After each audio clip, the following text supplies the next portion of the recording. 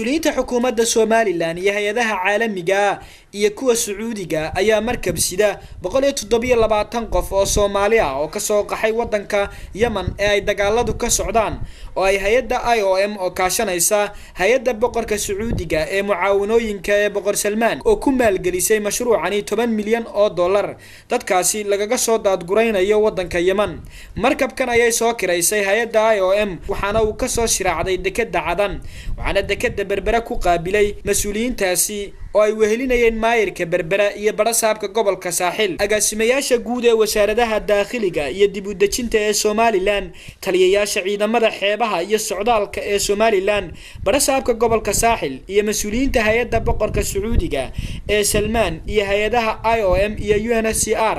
ayaa ka hadlay dadkan oo isugu jira Soomaali iyo dad u dhashay dalkani Soomaaliland. بسم الله الرحمن الرحيم runtii waxaan aad ugu mahad celinayaa King Salman Center oo runtii aad nooga caawiyay arrinkan isaga ah dadkan la soo celinayo Yamanta waxaan kaloo runtii doonayaa Soomaaliland dadkina shacabkana u sheegnay inay naga caawiyeen 30,000 oo qof oo qoys oo raashinkoodiina King Salman Center bixinay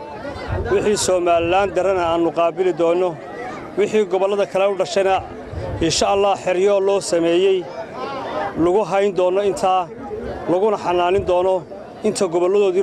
لو علنيو سر مركز الملك سلمان للإغاثة والعمال الإنسانية تفقد سير أعمال البرامج التي يمولها المركز بالتعاون مع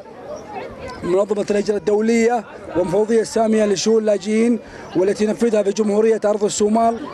I would like to express my sincere gratitude to the Kingdom of Saudi Arabia to support IOM to conduct this evacuation. It's the first evacuation of many. The number of the people on this boat are 127 Somali returnees.